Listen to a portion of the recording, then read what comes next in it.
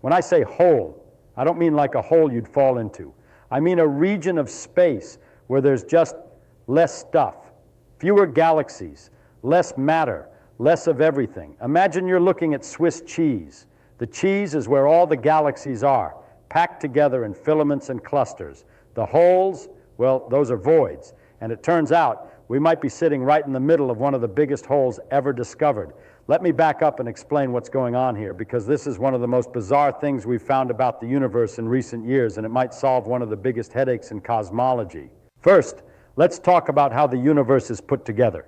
You might think that when you look out into space, galaxies are just scattered around randomly, like somebody threw a handful of sand. But that's not what we see at all. When astronomers started making maps of where galaxies actually are, they found something strange. Galaxies aren't random. They form this incredible pattern like a cosmic web. There are these long filaments where galaxies cluster together, and then between these filaments there are these enormous empty regions, voids. Now, how big are these voids? Well, some of them are huge. I mean, really huge. We're talking about regions that can be 300 million light years across. That's bigger than I can properly imagine, and I've spent my whole life thinking about big numbers.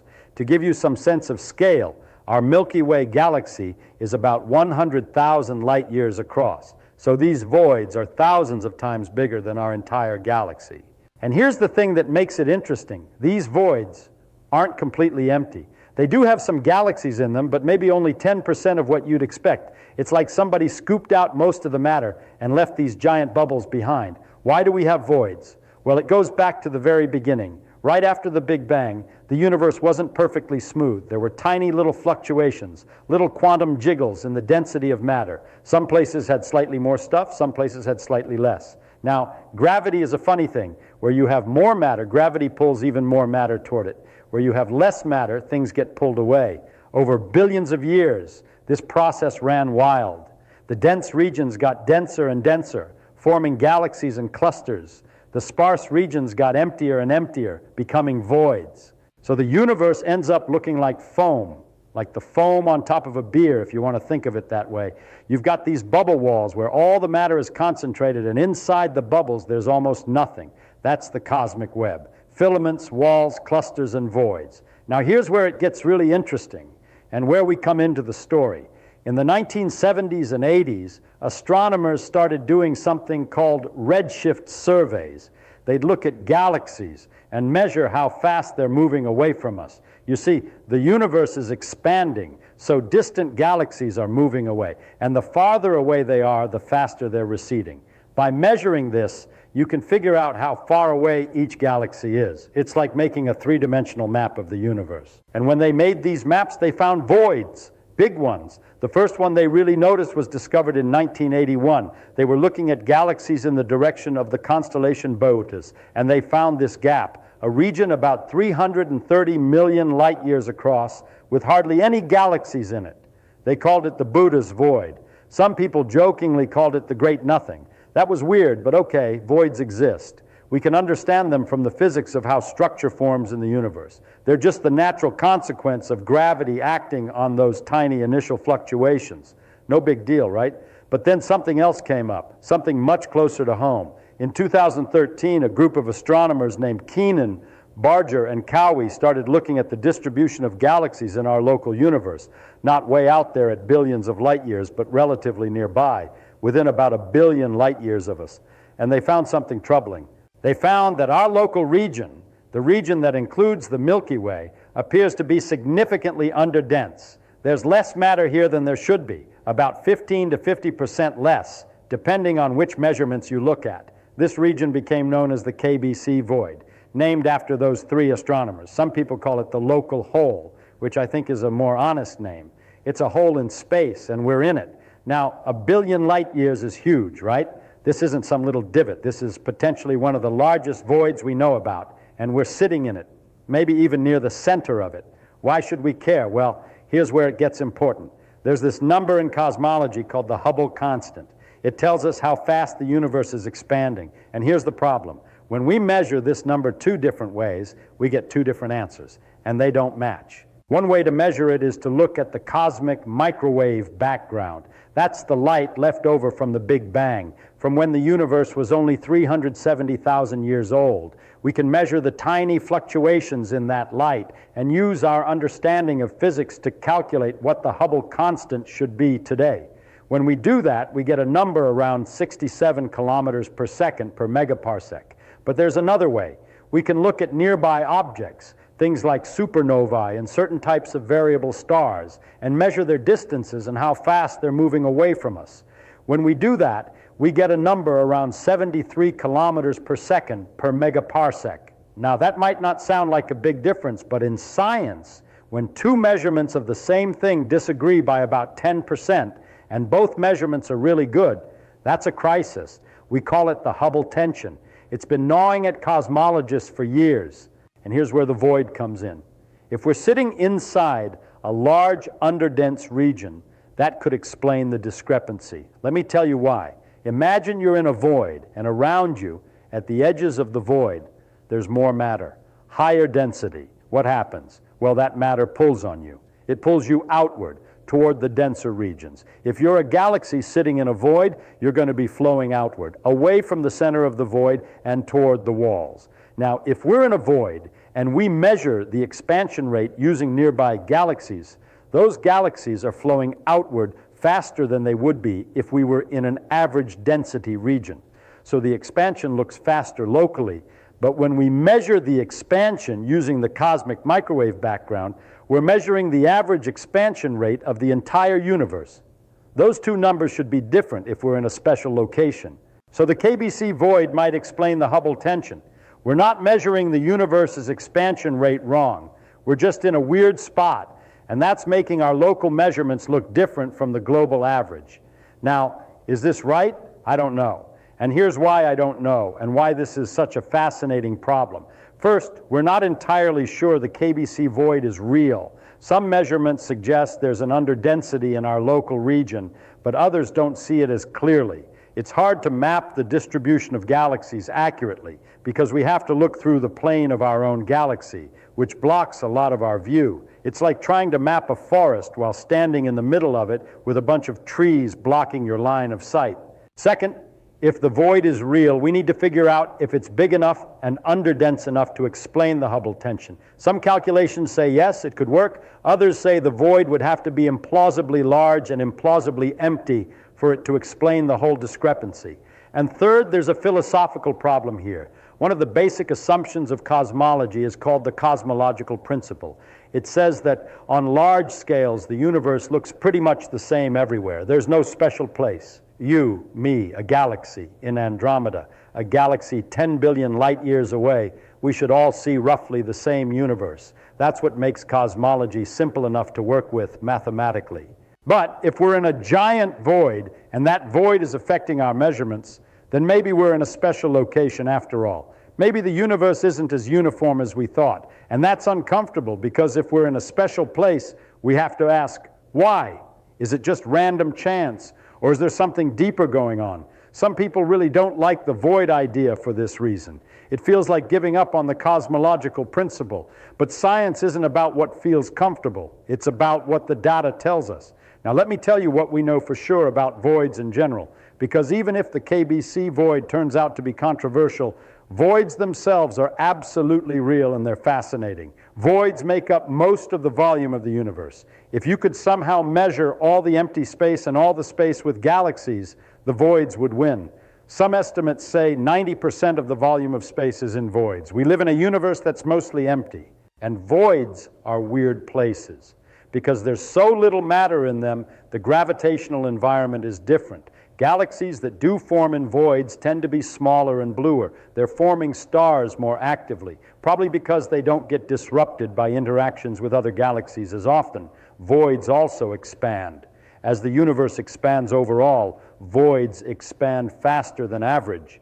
The matter that's left in them flows outward toward the walls, making the voids even emptier over time. Eventually, billions of years from now, voids will be truly empty. All the matter will have flowed out to the filaments. And here's something really neat. Voids have a universal density profile. It doesn't matter how big a void is or where it is in the universe. The way the density changes as you move from the center to the edge follows the same mathematical pattern. That's remarkable. It's like how black holes all have a universal structure, or how dark matter halos around galaxies all have a similar density profile. There's something fundamental going on here, some deep principle of how gravity organizes matter. We can use voids to study dark energy. You see, dark energy is this mysterious stuff that's causing the universe's expansion to accelerate. We don't know what it is. We just know it's there because we can see its effects. Voids are sensitive to dark energy because dark energy affects how fast they expand and how they evolve over time. By studying voids at different distances, at different times in the universe's history, we can learn about how dark energy behaves. Does it stay constant? Does it change over time? Voids can help us answer that. So voids are tools. They're natural laboratories for testing our theories about gravity, dark matter, dark energy, and the large-scale structure of the universe. But let's come back to the question, are we in a void? The evidence is mixed. Some galaxy surveys show an underdensity in our local region. The distribution of galaxies within about 1 billion light years of us does seem to be lower than average, but other surveys don't see it as strongly, and we have to be careful about selection effects. Maybe we're just not seeing all the galaxies because some of them are faint or hidden behind dust. There are also measurements of the cosmic microwave background that might support the void idea. There's a famous cold spot in the CMB, a region where the temperature is slightly lower than average. Some people have suggested this could be caused by a large void along our line of sight. If there's a void between us and that part of the CMB, it could create a cold spot through something called the integrated Sachs-Wolf effect. But again, this is controversial. Other explanations for the cold spot exist. What would really nail it down is if we could measure the velocity field around us. If we were in a void, galaxies nearby should be flowing outward in a coherent pattern. We should see a bulk flow of galaxies moving away from the center of the void. Some studies claim to see this, others don't. The data is noisy, and there's the question of whether the void is consistent with our standard model of cosmology, the lambda CDM model. Some calculations suggest that a void as large and as empty as the KBC void would be extremely rare, a statistical fluke. You might only find one in the entire observable universe. If that's true, and if we happen to live in it, that's weird, really weird. It's not impossible, but it raises questions. Other calculations say, no, voids like this aren't that rare. We'd expect to find a few of them, so maybe we just got unlucky, or lucky, depending on how you look at it. The truth is, we need more data. We need better maps of the galaxy distribution. We need to measure more precisely how galaxies are moving. We need to look at different wavelengths, different types of surveys, and cross-check everything. There are new surveys coming online that will help. Big telescopes, big surveys that will map millions of galaxies with high precision. Within the next decade, we should have a much clearer picture of whether the KBC void is real and whether it can explain the Hubble tension. But here's what I love about this whole story. It's a reminder that we don't have everything figured out. The universe is still full of surprises. We thought we had a pretty good handle on cosmology. We understand the Big Bang. We understand how galaxies form. We have this beautiful model that explains most of what we see. And then along comes this measurement that doesn't fit, and we have to step back and ask, what are we missing? Maybe we're in a void. Maybe dark energy is weirder than we thought. Maybe there's new physics we haven't discovered yet. Maybe our measurements have subtle errors we haven't accounted for. All of these are possibilities, and that's what makes science exciting. The moment you think you've got it all figured out, nature throws you a curveball, and there's something humbling about it too. Here we are, sitting on this little planet, in this solar system, in this galaxy, and we might be in a giant bubble of mostly empty space. We might be in a hole, and we didn't even know it for most of human history. Think about what that means. For thousands of years, we thought Earth was the center of everything. Then we learned the Earth goes around the sun. Then we learned the sun is just one star among billions in the Milky Way. Then we learned the Milky Way is just one galaxy among billions in the universe. And now maybe we're learning that even our location in the universe isn't average. We're in an underdense region, a void. It's like the Copernican principle keeps getting hammered home. We're not special. We're not at the center. We're just somewhere. And that somewhere might be a bit emptier than most other somewheres. But here's the thing. Even if we're in a void, that doesn't make us less important. It doesn't make the universe less interesting. If anything, it makes it more interesting, because now we have to figure out why the void is there, how it formed, what it means for our observations, and how we fit into the bigger picture. And that's the joy of it. Every answer raises new questions. Why is the universe structured this way? Why do voids exist? Why are they distributed the way they are? What does it mean for the future of the universe? If voids keep expanding and galaxies keep flowing toward filaments, what will the universe look like in 100 billion years? These are questions we can ask, questions we can try to answer, and that's what drives us forward. So, yeah, we might be in a cosmic hole. We might be sitting in one of the largest underdense regions in the observable universe. And if that's true, it's going to change how we think about cosmology, how we measure the expansion of the universe, and maybe even what we think we know about dark energy and the fundamental laws of physics. But we don't know yet, and that's okay.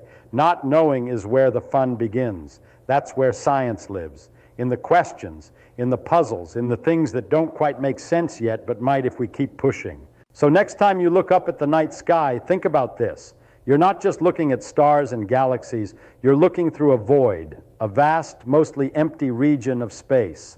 And somewhere out there, beyond the edges of this void, is where most of the action is, where galaxies are crowded together in filaments and clusters, where gravity is pulling everything into this grand cosmic web.